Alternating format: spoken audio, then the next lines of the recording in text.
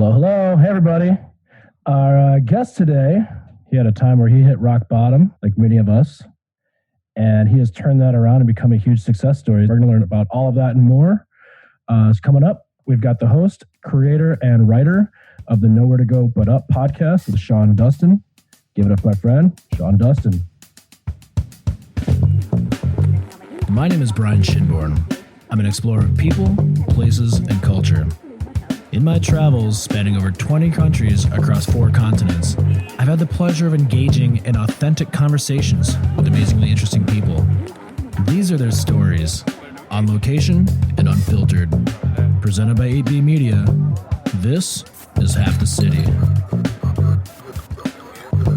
So where were we at, man? We were right at, we stopped at... Yeah, you wrapped it up right as just before you went to prison.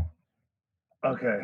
So you were so you went to jail for a couple days, brought in by the SWAT team, and then you came back out, and then you switched from the drugs into fraud. Oh yeah, and I was gonna kill that dude because you're gonna kill that. He taxed me. They showed up. It had already been planned. So what ended up happening is they stopped me. Throw me in the car. It's about 100 degrees, like 110 degrees in the back of that damn car, middle of summer. And all I can remember is like, dude, I just want to go to sleep. It's like, the weight was off of my shoulders. I don't have to run anymore. I know I'm going to go where I'm sleeping tonight. I knew where I was sleeping, most of the nights anyway. Yeah. But it was just, it was just a relief, actually. It's like, fuck, finally, I can get this shit over with. And I couldn't stay awake, man. I couldn't, I was like this. I just kept falling asleep because it was like, that's all I wanted to do is just go to sleep. I've been up for like 3 days trying to. In the back of the cab or in the back of, in the cell? No, in the back of the cop car like this. So I'm just like asleep, man. They haven't even gotten to the end of the car to go. And so the detective that came was the same one that had got me in the first time. And sweet. Yeah. I bet he was thrilled to see you. Oh, he's like... He was waiting for it, right? I knew you'd show up sometime. Yeah. You pop back up somewhere. And, I was like, he's like, so, from what we got in your last house, he's like, I know you've already got a whole bunch of shit accumulated again. So he's like, if you're already going down because we have a ride along and that shotgun's going to be a federal offense now. So we'll not file charges on you if you take me to your house and give me all of your shit. Are you kidding? No, I'm serious. That sounds like a fucking trap, dude. No, I did it. I was like, I didn't care. I called my ex up. I called my chick up. I said, hey, man, I got arrested and I'm on my way there with the police right now because I got to give them all my shit. And they didn't care about the meth that was there, the fucking, the pipes or anything. All they wanted was my what I was doing. And so I gave them all the computer stuff. I gave them all of the, I had blanks. I'd figured out how to duplicate the Social Security cards too, and like the Secret Service dude, because I had them on a sheet, and they had the all the stuff that you should have, all the security features and everything else, and they didn't believe me that they weren't real. They thought that I'd stolen them from like the Social Security Administration. Wow, because they were in sheets, right? And I'm like, dude, I did that. So you want to give me a job? we got a spot for you in the mint. Yeah, right. And so anyways, I ended up going away, fought my case. I was supposed to get a 12 to 15. For some reason, the judge just did not like me because I was a predator. I was having these people that were strung out doing all my stuff for me, and she was like, you weren't. It's not like you were selling dime bags in the fucking park, mister. Right. So I was like, all right, man, whatever. So I ended up getting a 15 to 60, and I paroled out in like 8 years. No, 15 to 60 months. Oh, okay. Yeah. And so I paroled out in 18 months, and then it was then I went to federal. Prison. I mean, it is what it is. I don't know if you know anybody that's ever been to prison or I mean, I've been to jail a couple of times. You know, I spent my 18th birthday in jail. I was in jail for a month over some stupid shit. Yeah. But you know, so I don't know. I know some people that have been to prison, but they haven't. Well, one person that made it out died a couple of years ago, but we never really reconnected after that. He was kind of a piece of shit before. Yeah. It's funny how that works, huh? Right. But he came out as like a neo-Nazi fucking, yeah, like super racist piece of shit. Which was funny because his best friend was Mexican. However that works. I don't hate tacos. All right. But no, so I don't know a lot of people that have been to prison. You know, I'm sure you've seen, movies. Mhm. You've seen, the what you is get that? you get like the outdoor areas like recess or some shit. You can lift weights or whatever else. Recess, Right? Kind of. Well, no, you don't get any of that stuff anymore. Like, we were doing, lifting bags of fucking sand and water bags, and you know what I mean, just trying to do stuff like that because they don't really give you a whole lot. Yeah. Because they just don't want the inmates getting bigger than the guards. Right. Some places you would go and dudes would be just like fucking yacked. Yeah. You know what I mean? And fuck, what are you gonna do with that, man? You have to Right. fucking put that. You're gonna have to put that dude down. Yeah. No, I think the closest I've come to prison, at least the feel of it, I think, would be when I went to jail in Tokyo.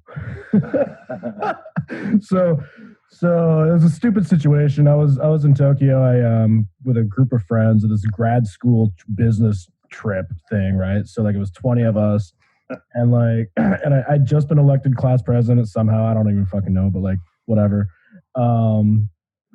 And we were out in Tokyo partying, dude. And we bumped into this guy who was like the home run king of Japanese baseball league, and he bought us a fucking the giant Magnum of sake. Yeah. He paid for our whole dinner. Just kind of like randomly bumped into him in some sushi place. Yeah. And later that night, we're walking around, and me and like two other buddies would go into this bar, and I'd go to get them some beers, come back. Like when I go back, they're gone. And next thing I know, I'm waking up in the fucking streets of Tokyo, like 3 o'clock in the fucking morning. No idea where I'm at. Nothing is in English, right? I think I find the hotel, but the gate's closed, right? So I hop the fence. I hop this gate. It's 6-8 foot tall, like cinder block brick gate, right? Fucking hop that thing. I'm beating on the door, fucking 3 o'clock in the morning, right? Let me in. Nobody's answering. Finally, I'm just like, fuck it. There's like a hedge bush, like on the inside of the gate, like next to the wall. So I'm just like, fuck it. I'm just gonna like squeeze myself between there and pass the fuck out. These cops wake me up, fucking take me in. Everything's Japanese. They don't speak English at all, dude. Like at all, right? So they're just like making me stand in line with all these fucking Japanese guys and shit, and like they're just yelling, they're just like barking shit in Japanese, like a World War II like POW fucking yeah. And then they give you there's probably a 20 by 20 foot room cell where you and like I don't know 5-10 other people fucking are sitting in there. There's no seats. It's just kind of a padded floor, kind of like a wrestling mat or something. Like those high school wrestling mats, kind of like that feel. Yeah. And you just sat there with this fucking group of other dudes I was there for 3 days, but like the weird thing is like Japan's also this it's very volcanic, right? A lot of seismic activity. And so their buildings are like earthquake proof, right? Yeah. So like you're sitting in there and you could feel the floor fucking shifting, like as the building's swaying in the air or whatever. Yeah, they're serving you meals and it's all like straight up Japanese food, and I'm like, I can do this. It's like rice and sushi and shit like that. I'm like, oh, okay, that's cool. They had a cigarette break every day, dude. Every day you get your shot. You can go to a separate room where they give you cigarettes for free, and you have like 15 minutes to house as many as you can. So I'd go through and like just fucking suck down like 3 of them because I'm just like, yes, I fucking got this. Yeah. And then I eventually got out because like the I don't know, the detective or whoever the prosecuting police officer, whatever, someone was talking to me, and this Japanese guy spoke English, and I'm like, look, he wanted me to sign this piece of paper. It was like, you apologize, and you did not mean to shame their family, and like all this other stuff. And they're like, if you sign this, and it was all in Japanese, and they're like, if you sign this, you can go. You're free. Charges are dropped. And I'm sitting here going, I have no idea what the fuck I'm signing right now, dude. It's all in Japanese. What if I'm actually signing my life away? I got no fucking clue, dude. So I'm like, I want to talk to somebody. So they bring in the fucking U.S. Embassy consulate guy. He comes in, he sits down. He looks like fucking. You ever seen Scrubs? Like, I vaguely or whatever, but like, so like this one guy was kind of like at like a widow's peak. Like I think he might have been in Top Gun too. I know those are really random references, but could have been in those.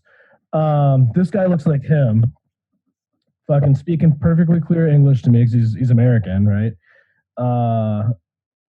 And he told me the same thing. He's like, look, they'll drop the charges. They just want you to apologize and say you didn't want to bring shame on either of our houses and blah, blah, blah, blah, blah. So I'm like, fuck. I'm like, all right. And he goes, well, he's like, do that. He's like, charge be dropped. You can go home. Then he goes, at the end of the day, at least you can say you got something in common with Mick Jagger. And I'm just like, thanks, dude. Why? Because we both spent time in Tokyo, like Tokyo jail. Tokyo jail. Again, it's not prison. It's not prison. But like that to me, like that was the most like foreign, like, when I was in jail for a couple of days here and there in the States, and they don't give you cigarette breaks. No, you don't get that. No, you get a concrete bed. The only cigarettes you get in jail are the ones that you pack in your suitcase on your way when you come from state prison and you go into city. Like, so I did do that. So when I had to like I didn't have any money. So when you're in transit, you know what I mean? You can't, like, when you're going to go stay somewhere, you don't know how long you're going to be. So you don't want to tie your money up on the books with their commissary because your money takes a while to follow you. And so what you do is you pack your ass full of fucking tobacco and matches and fucking rolling papers. And as soon as you get there, shit's currency, right? Shit's got to be gold there. Yep, you shit that shit out. Pull that suitcase out. I mean, it was disgusting. It was disgusting, man. I didn't, I probably wouldn't have done it if the amount of money that I had on my books wasn't. I had like about $1,000 something bucks on my books, so I'm like, dude, I'm not gonna tie up that much money in somewhere. So I ended up making like, dude, $100 in commissary. As soon as I landed, because I just rolled up pinners. You know what I mean? My hands smelled like fucking poop because you gotta. Yeah, it wasn't an easy process. So like it was almost a whole 24 hours that I had to like not shit and not eat anything and not drink any. Well, I could drink something, but I didn't eat anything or. Wait, did you stash it in your ass? Were you like you were shoving packs of cigarettes in your asshole? No, not packs. Oh, wow, that's impressive, dude. Hold on. not packs, bro. You're putting butts in your butt. That's basically. You're putting like at least it's just loose tobacco, right? That's how they sell. That you roll, right? Like Bugler. Yeah, right. Mm-hmm. So that's basically what it is. You pack about fucking 30 or 40 cigarettes worth, like pinners, and you know what I mean, and some matches and damn. Fucking, yeah, and you pack it in there and you fucking wrap it up, shove it in there, and fucking That's impressive. You're kind of like the. How do you get it from state though? Can you get cigarettes in state prison? It's just not federal. Yeah, in Nevada you could. So federal you could. But this was in my transit, so I had to go from state prison. When they released me out of there, I had to go back to Las Vegas, go sit in the city jail, and wait for the feds to come and pick me up and take me on. And that was like a month and a half journey because once you were in city jail. Well, yeah, that was about a month. But then once I left city jail, it was about another month and a half to get all the way to Oregon. Oh, So shit. I Okay. went, so I went all the way down through this place called what is it? Something Florence, Arizona, where it's like there's nine private prisons in this town in Arizona. Damn. So all this is a prison town. It's just the population is prison workers. And then from there up to Victorville, from Victorville to Dublin, and from Dublin up to Oregon. So I mean, it was a while, and it took me a minute. They call that diesel therapy because you're just going from place to place to place, and like you don't need. They put you in. They're not supposed to put you in with like general population because you're already sentenced to prison. So it's like they don't want you like mingling with them. So you usually we get your own unit wherever you stop. But yeah, I end up in Oregon, go to federal prison.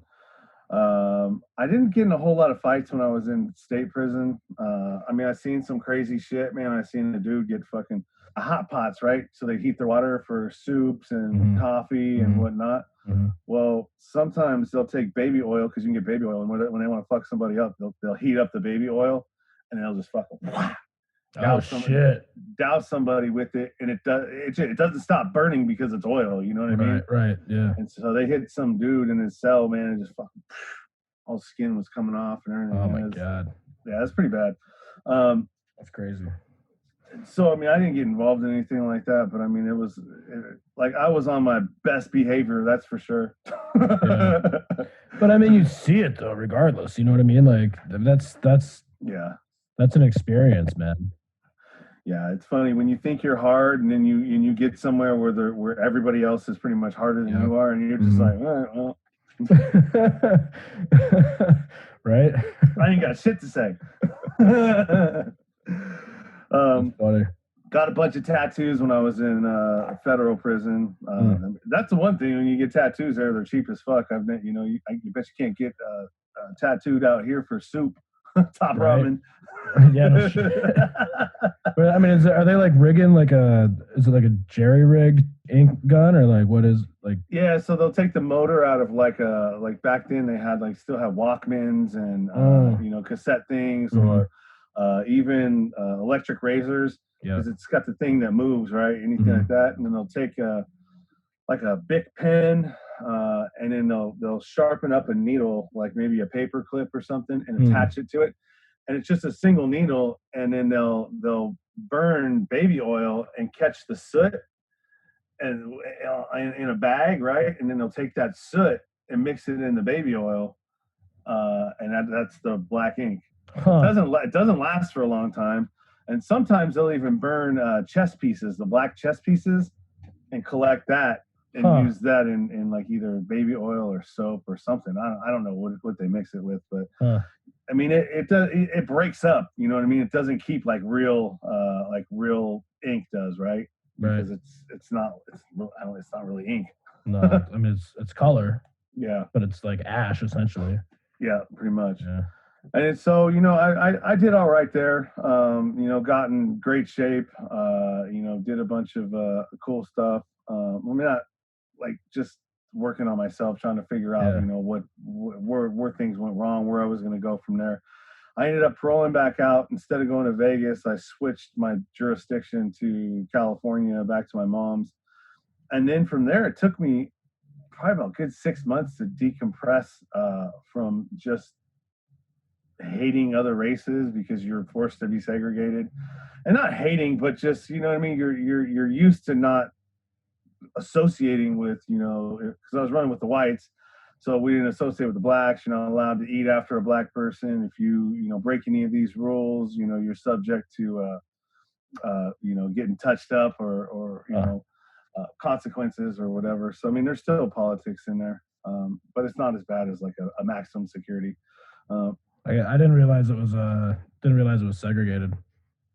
Well, I mean, people talk to each other, but I mean, you're not going to see a whole lot of other races mixing together. They just pretty much kind of stay to themselves. Is it segregated by like the general population, or is it more by like the workers? That's the general population. Yeah. No, the general population does it, And so, that it really, when I got out, I ended up getting married for all the wrong reasons. I met this chick in NA or no, in AA.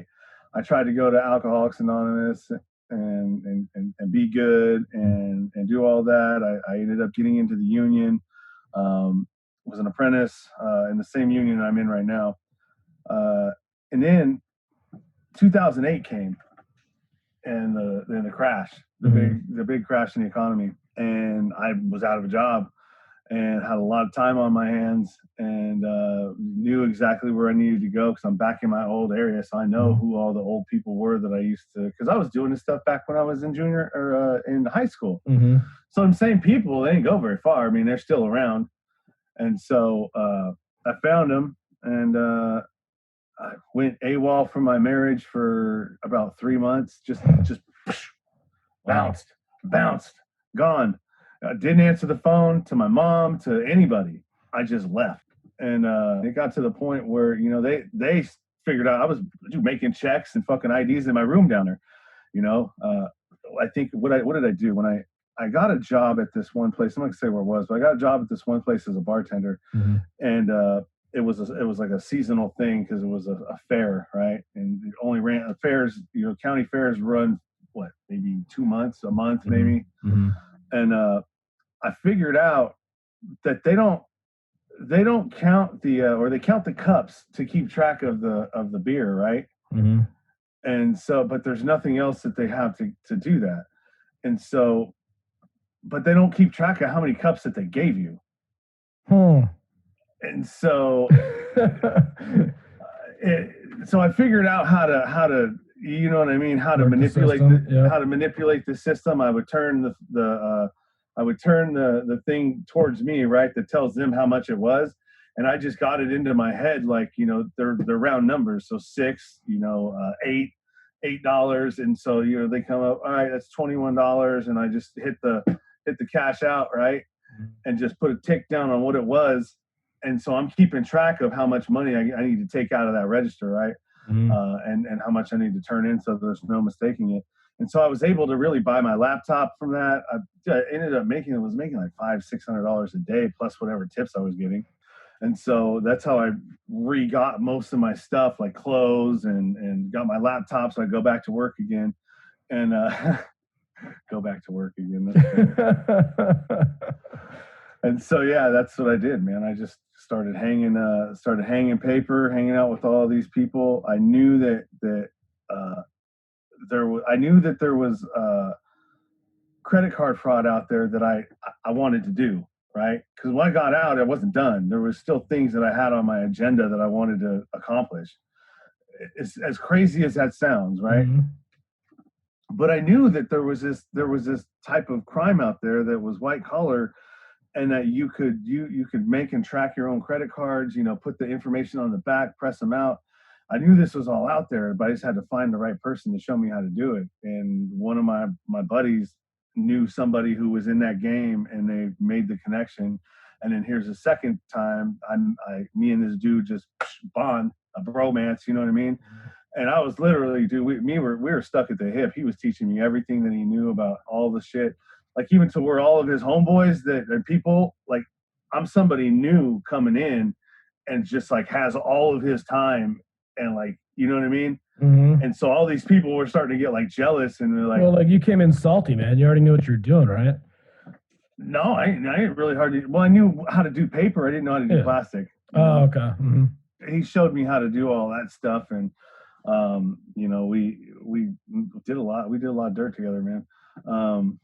A lot of stuff that we were doing, I can't even talk about because, you know, that could possibly lead to consequences. But it was crazy. I was in San Francisco. We had, you know, we had 2 offices, one where we collected all the information, where I was, you know, doing research for trying to get like credit cards issued in my name by other people, you know, learning how different things worked. We were able to get into, like, just from having somebody's social security number and a little bit of their information, I would find out what bank this credit card went to, because the credit cards tell you what bank they are. The first 4 numbers is what bank it is. And so, you know, we would get the number, and we were able to check all of these accounts because we had their social too. So we just punch in the last four and we'd see how much money they got available on this credit card, right? Mm-hmm.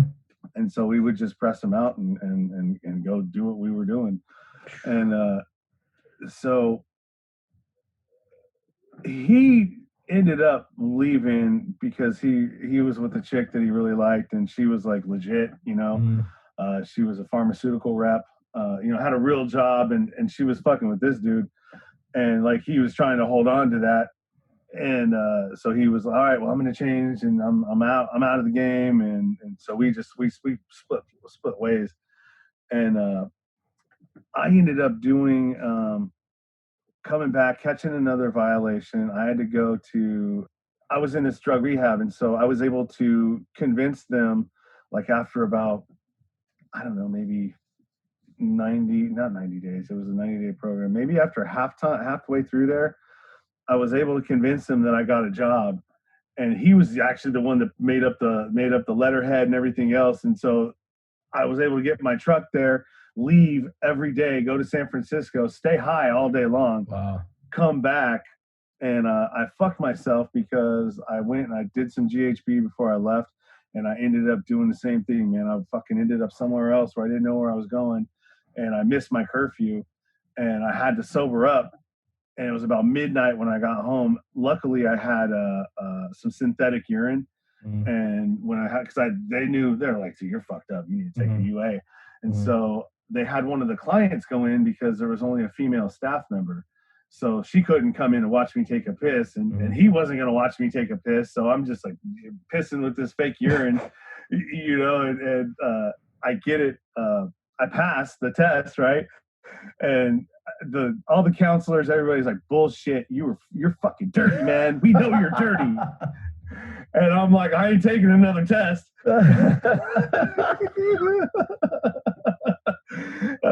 I ain't taking another test. I gave it to you, man. You either take it or leave it. And so they're like, "You know what?" They had a big meeting about it, and they're like, "Dude, we know you're foul, so we're kicking you out." And it was like 8 days before I was going to graduate. Really? Oh, yeah. Dude, that's fucked. And so my probation officer, she was a woman, and so I threw tears on, you know what I mean, all this stuff to get her to get sympathy, you know, please, and that's how I got there to begin with, right? Because she could have sent me back to prison. Yeah. And so this time she was like, "No, fuck you. You're going to county. You're gonna go do some time in jail." And so I did.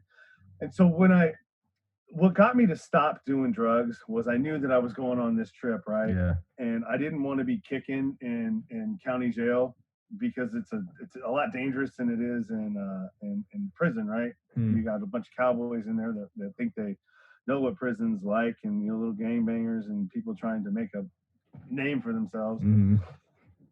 And so I stopped like a month before I was supposed to turn myself in. And I stopped smoking, stopped doing that, got in there, did my time, got out, and I was like, you know what? I think I'm going to keep this up. I started doing other things, like playing slow pitch softball, like adult slow pitch softball. I changed my whole, like... Fucking love softball, dude. Oh, yeah, dude. I got into it, man. I got into it. So, like, I go hard. If I'm going in on something, man, I go hard as fuck. Yep. You know, until I burn myself out of it. Yep. And then I know everything about it, dude. I've got every bat they possibly make. You know what I mean? And I even started like doing bat returns. You know what I mean? Like I would get broken bats from people. I would change the receipt. Like I figured out how to make receipts for these bats, like by buying some and then changing some of the numbers, and they didn't track it. And so I'd get brand new bats sent to me all the time, and in turn I'll sell them. So I mean, I'm always something. Like I have to like be involved in something. I mean, even now I do, but it's not even that bad now. Now it's just some little stupid ass shit. But I mean, it's like I feel like I always gotta like get over somehow a little bit. You know what I mean? Just a little bit. I don't care, man. Just I gotta stick it to the man just for a second. Right. Get him. So yeah, I ended up doing that, I didn't like how that league was being run. So this was really the beginning of me actually building myself back up. Nice. So I decided, I was like, dude, I don't like how this league is. I'm gonna start my own softball league. And so I did. I started my own city league and started running that. Did it for about a couple seasons.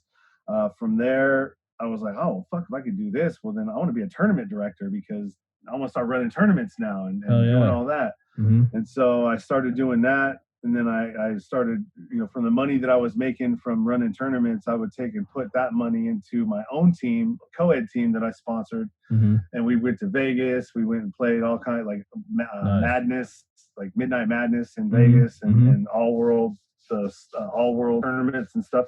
That was just like little things like that gave me the confidence to realize, like, well, fuck, if you can do this, then why can't you do this? And then once I did this, I'm like, well, then fuck, why can't you do this? Mm-hmm. And it's just one after the other. And then, pretty soon here we are. There's a lot more to that story. But I mean, that's kind of the gist of it. And then, once all the substances and everything were gone out of my life, I fell prey to opiates, man. I got hooked on opiates in 2000. I'm going to say 2006, 7, maybe 2009. Oh, pills like Oxy and shit like that, or? Well, Norco. Okay. Yeah. And so I was taking them for like 7 years, and I got to the point where I was, spending an extra $500 a month on an extra script. Damn. And so I stopped doing that probably, I would say 6 months before I started this podcast. And the reason why I stopped doing that, I was like, well, how are you going to talk to anybody about any kind of shit when you're fraudulent yourself right now? You're still taking pills, you're, doing all this other stuff.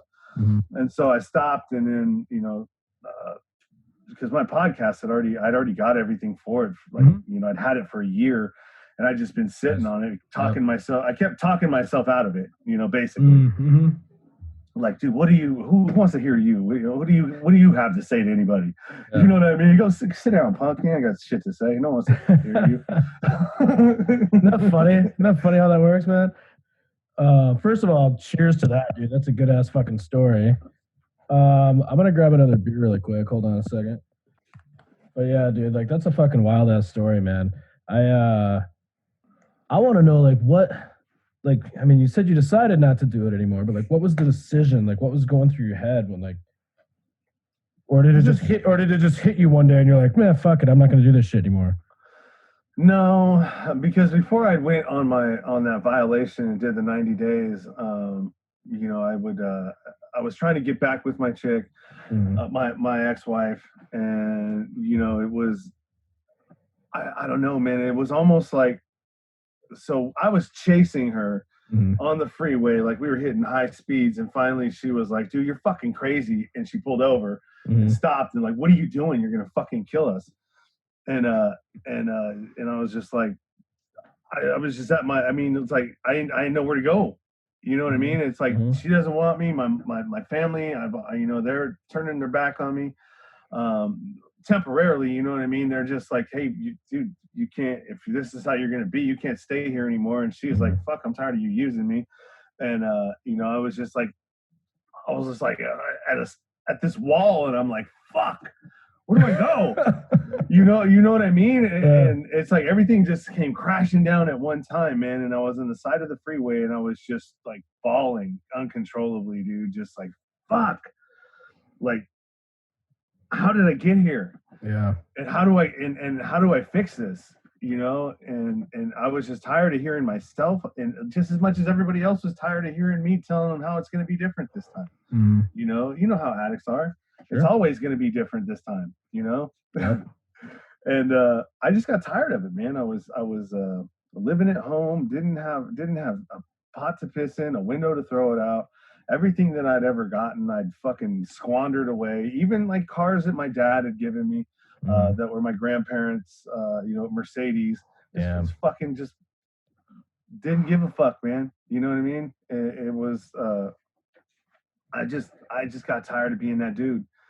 And, I got a daughter out there that, it's just, you just start, you just can't help but to look at like, or I couldn't help but to look at all of the damage that I caused in my wake when I look back, and I'm just like, it's almost like if I look back from here all the way to my childhood, I'm like, dude, it's like a fucking massive tornado went through a small town.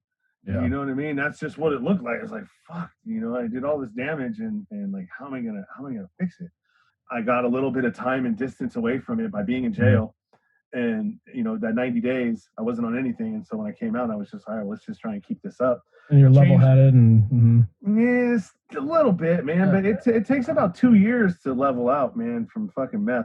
Because your serotonin levels are all off, man. Yeah, I don't know, man. Like I said, I dabbled with it a little bit, but it wasn't that long. You know, a few times here and there over the course of a couple of months. But for me, it was like, it was the day after, like that just fucking, or the next day or 2 or 3, or however long it took to get out of your system. I'm just like, fuck this, dude. Yeah. You know, so I wasn't there to get too involved in that, but I sampled, you know, I fucking dabbled. Yeah. For sure. But yeah, so I didn't know it might take 2 years to get out of your system. I would just think like, dude, if you're clean for like 30 days, like, I mean, I would imagine you probably your head probably feels pretty clear. Yeah, I mean, it really depends, and how long and what you were doing, and how long you were using it. You know, right? That's what it sounds like. Yeah, for sure. You know, and so it ended up just. It's all the way I can describe it was, you know, have you ever done ecstasy? Yeah. And you know, maybe you've done like a night where you hit like maybe 4 or 5 pills, and then when you come down off of that, like how your emotions are all fucked up. You're fucking so dead to the world. Like your emotions are fucked up. You're depressed. You can't eat shit. Yeah. Fucking yeah. So it's just same thing, just not as intense, but it's just you're still like you just don't feel right. You feel off. Yeah. You know what I mean? You're just almost like you're walking like a dog looks at you. And you're just sort of walking through life like that, and until you know you can lift your head and go, oh, okay, yeah, I'm normal again. All right. Well, I think about, so I mean, you're just kind of talk about the other thing on the front end of that conversation you were talking about. You know, talking about just accomplishing fucking big shit and getting bigger and bigger, right? Like I got nothing but respect for that, dude. Like that's what I'm consistently working on. You know, like after my military time, and which was a fucked up period anyways, like, you know, so you talk about growing up and having a tornado. Mine was more like from 19 until present, basically. Like I had my I'm 38, I had my PTSD event 3 months before 9/11. Yeah, and it fucked me up, dude. And for me, it's like I did a lot of partying, did a lot of fucking. dude, my vices were booze and women, dude. Yeah. And you know, smoke a little bit of weed here and there, but you know, there was a long time, probably from like 24 to probably a good 10 years or so. Yeah. I didn't do anything really other than beer, right? Beer and scotch. But man, it fucks you up. You don't realize what the kind of life you're living, you know, until you look back on it, you know. But it's always been, you know, working on bigger and better things, even though struggling along the way, right? So like I worked my way up corporate for like 12 years. I got an MBA from a good school. But I also went to jail in Tokyo when I was in grad school, right? And, you know, I got married and my wife left me after 2 years, right? Like, you know, the good with the bad, you know, it's just kind of it's all rolled in there, you know? But the thing is, you know, doing big things, like, you know, after my corporate time, you know, I did this, I produced a English Premier League event in Australia, right? And I've been working on this, but working on some other projects as well. And like with this one, it's kind of similar to what you're talking about, right? It's like just actually fucking doing it. For me, it's like, I know fucking so many people, dude, and all I gotta do is fucking give them a quick text or a phone call and be like, hey, let's do this. But like, I'm just kind of like, I'm lazy about it, I guess, right? Or like even before, like when I launched this show back in November, so it's been about 6 months, something like that. but the first like 8 episodes I had them in my computer stored for like 4 months at that point. And I was I was like, oh, but my website's not quite ready, or this and that, and the other thing's it's not quite ready, it's not ready. I just sat on it for like 3-4 months. Finally, just like, a friend of mine gave me a swift kick in the ass, and he said, Brian, just fucking do it. Just fucking push that shit out there. Yeah, because they're all gonna suck. You know what I mean? All your first ones are gonna suck. Yeah. But you embrace the suck. That's what it is. Because whether it's podcasts or whether it's working out, whether it's throwing, putting on tournaments or other sporting events or fucking writing books or whatever the fuck else you might be doing, it's gonna suck the first, so many hours of doing it. Yep. Right? Until you find your, like I was talking to somebody today, and I was like, he asked me a question about, so what do you think, since you started, you've got 35 episodes now, and how do you think you're progressing? Mm-hmm. And I said, what it kind of is like, I feel like I got my mic personality. Mm-hmm. Like my mic personality is starting to come out. Like I'm getting comfortable on the mic. I'm not. Yeah, my regular who I am is starting to show to everybody instead of just like in little pieces. Like you'll get glimpses of who you really are because you're not really comfortable with what you're doing. Yeah. Or you're learning how to, whatever it is. And so yeah. What I think is interesting about it, have you used mics before, like in the past prior to doing this, or? Okay, really. So like for me, like I grew up, I was in a punk band in high school. I sang, I played bass, I was in jazz band, some other shit too. I played drums, and bass, and sang. And so I've been kind of around mics for a long time. So the getting used to the mic thing wasn't necessarily the issue for me. It was more or less like realizing that there's different things that I share with different people in my life. You know what I mean? Yeah. Like, I'm not saying I'm like hiding shit, but like, if it's more like if it comes up, we'll talk, right? So people have like different slivers of who I am. Yeah. So then they hear, like the whole premise is bringing on super interesting people, like swapping stories and shit, right? Just fucking telling some shit. And like I've got family members, for cousins or whatever, for example, that probably have never heard me swear. Grew up in a strong Catholic family. They're all Catholic, right? They probably never heard me swear at the family gatherings. Yeah. And talking through this shit, like, dude, every other fucking word I've got is a curse, right? I got a fucking Marine mouth, man. I can't help it. Yeah. I don't care because those words are meaningless to me, right? It's just filler as far as I'm concerned. But it was realizing that I have different, people see me through different lenses. Yeah. Right? Depending on who I know. And the kind of the scary thing for me was, okay, A, is the content good enough, right? But like B, what are all these people going to think when they start seeing different versions of me than what they know, or hearing different versions of me and what they know? I'm like, Yeah. They're going to be like, Brian, who are you? Or like, well, Brian, that's so cool. Like, or whatever, they'd be appalled or they can be stoked, like anywhere in between.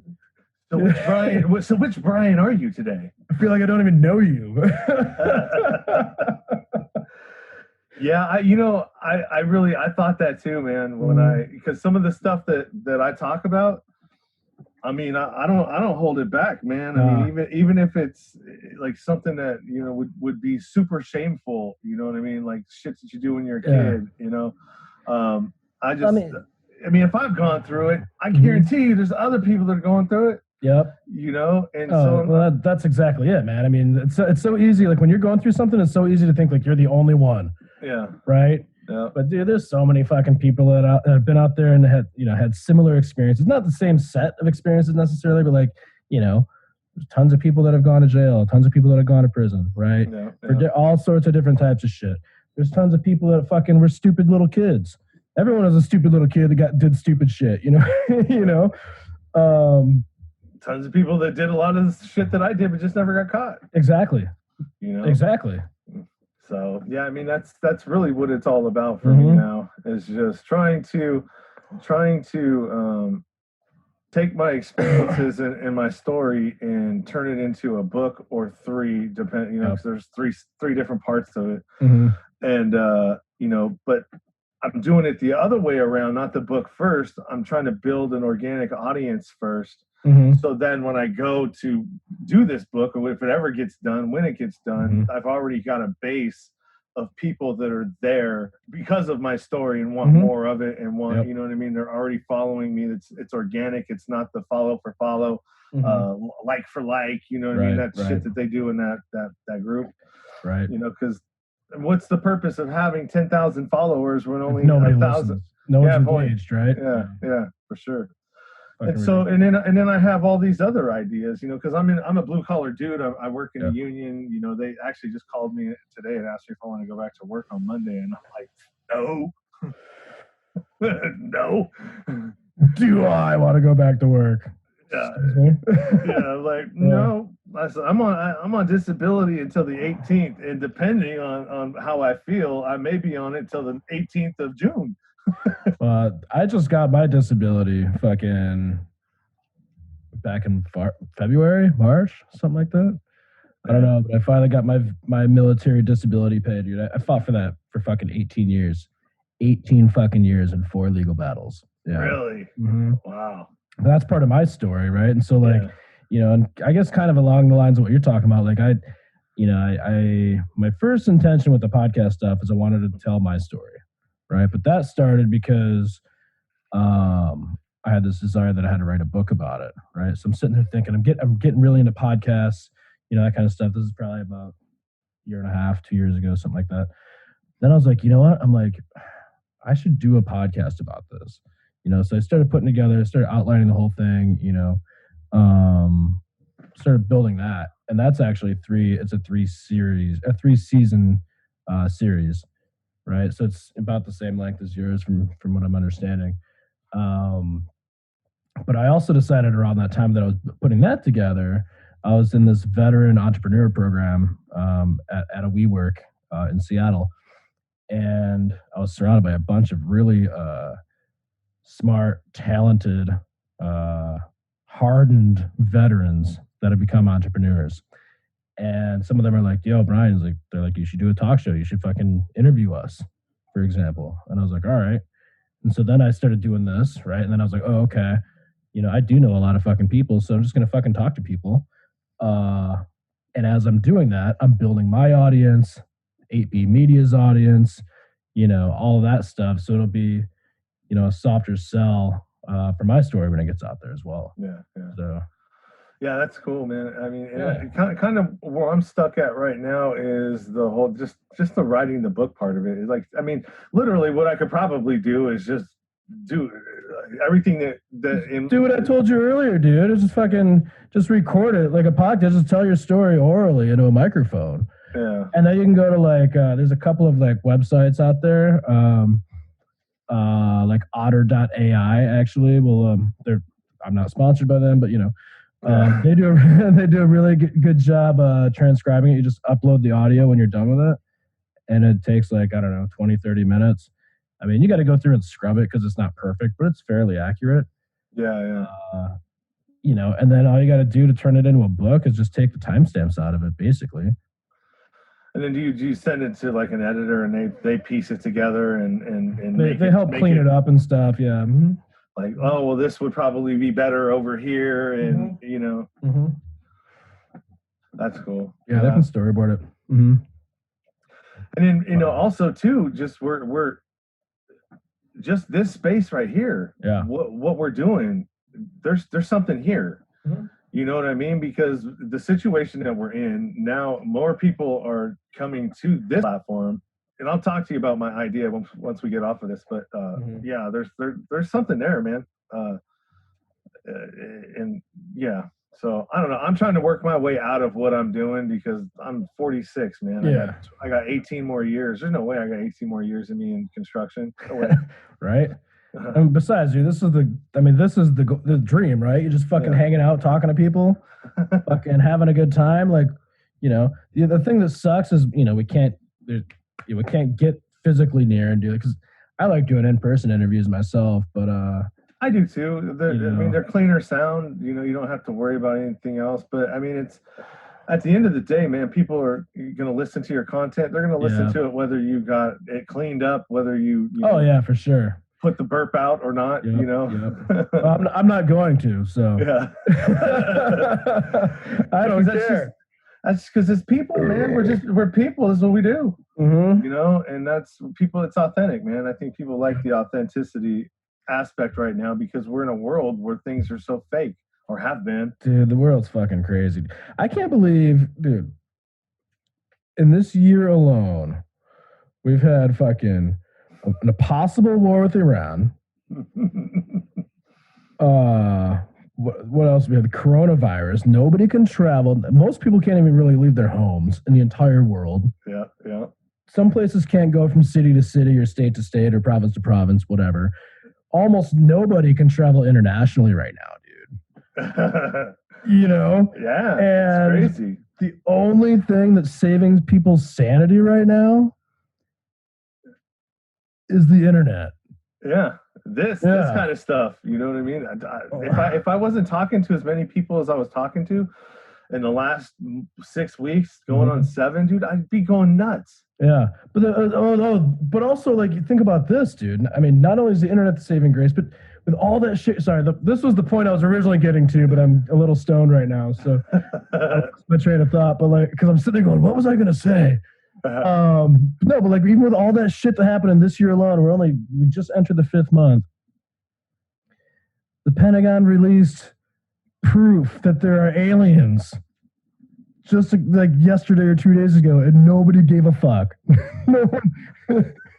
They declassified these videos with UFOs, like the Air Force or Navy pilots or whatever, like tailing these fucking UFOs, dude. That's proof of aliens. And nobody's going, oh my God, it's crazy, or oh my God, that's so cool. People are just like, okay. Yeah. But it's misdirection, dude. When you want to, this thing is taking over so much of of what's happening in the media right now. I mean, it's just on overload of because there's nothing else going on. There's no sports. There ain't shit. So all they can do is just show, man. Yeah, all they can do is just find other stuff. So when they put this out, like everybody's either they're just like yeah whatever, and just tired of hearing. I just don't think people believe the government anymore, man. They just lie too much. I mean, they're just. I don't think you can blame anyone. No. I mean, shit. I mean, they fucking introduced crack cocaine into the inner cities. Mm-hmm. The CIA and Oliver North and the Contras and all of that stuff. Freeway Rick Ross. Mm-hmm. I mean, that was a real thing. I mean, it was proven. So I mean, if you're going to do that to your own population, and that's pretty bad. And the blacks have had it bad for fucking ever. Oh, for sure. I mean, it's no contest, man. It's been fucking hundreds of years, man. And they're still getting it. Corona's getting them. Yeah. So it's I don't know, man. I hope some good shit comes out of this. Some equality a little bit. Maybe I thought that we should have all went on a general strike since everybody's getting paid right now to sit at home, right? And you don't have to worry about because what's the hardest thing if you're going to go on strike? It's me as a union member, is not making money. Right. You know what I mean? You can't if you don't have the savings to back you up, or any income coming in, or at least somebody else, whatever. Right. You're not gonna stand up and fight because you're like, fuck, I gotta go to work, I gotta go pay, I got bills to pay, man. Mm-hmm. But we're all in a situation where we don't have to worry about that. So I mean, at the very least, everybody should be on a general strike right now, trying to get a UBI and Medicare for all, because how many people are out of work right now and are losing their Medicare, their medical coverage, because it's employee paid. Because it's attached, because it's attached to employees, dude. It's fucking ridiculous. So I don't know, man. I think we should get a Medicare thing. And I've been talking to people from like Canada, and I was asking them like, dude, what? So tell me about your medical system. You know what I mean? Because I hear like bad shit about it all the time. Yeah. And that the socialism deal, the argument that they make for trying to nationalize healthcare. And she's like, I've never had a problem. And I lived in England too, and never had a problem there. Yep. You know, I've got Canadian, British friends. They've never had a fucking bad word to say. Yeah, except I didn't have a $2,000 deductible. That's gold to me. It didn't fucking bankrupt me. Yeah. So I don't know, man. I use this time actually, man, to just get to know people, their situations, ask questions, and talk to people that when I want to know something. I mean, kind of like what Rogan does, man. He gets people on that he has. Like he has questions about something and he doesn't know, then he'll bring somebody on that knows and he can ask the questions that he wants to find out about. You know, I don't have like super, people like him, but I mean, whoever I'm talking to, I mean, if they've got like an interesting subject, then I'll definitely ask more about it, or have something to chime in about. Yeah. So. Absolutely, man. I feel like we hit a pretty good spot. Yeah, I feel like we've talked enough. We got a solid 2.5 hours, I think, something like that. So, well, this one's 105. I think the one before was like 90 minutes. It was pretty close. Okay, yeah, that one was pretty long. Yeah, but right on, dude. That'll work. Yeah, give it up for my friend Sean Dustin. That's it. Yep. Wait, no, hold on. Is that what I say at the end? I forget now. Hold on. You don't know your own sign out. Anything you want to plug real quick? Oh yeah. Oh, plug. My podcast. I have one, right? Yeah. Well, you can find me at Nowhere to Go But Up podcast, or Nowhere to Go But Up. That's my name of my podcast. I'm on Spotify, Stitcher, all the major platforms, iHeartRadio, Apple Podcasts. Yep. And then that's the big one. You can find me all my places, social media, Facebook group, anywhere that I'm at, merchandise, all of that. You can find that on my link tree, and then you can put that in your show notes, and that's really all you need. All you need is that link tree. Right on, man. All right. Sean Dustin, everyone. Peace. All right, brother. You've been listening to Half the City with Brian Schoenborn, presented by 8B Media. Be sure to subscribe to this podcast, share it with your friends, and leave a solid 5-star review to ensure these stories get spread far and wide. For more information, as well as to listen to other shows, including Relentless, a survivor's search for passion, purpose, and inner peace, and Beyond Relentless, be sure to check out 8bmedia.com. Thank you for listening.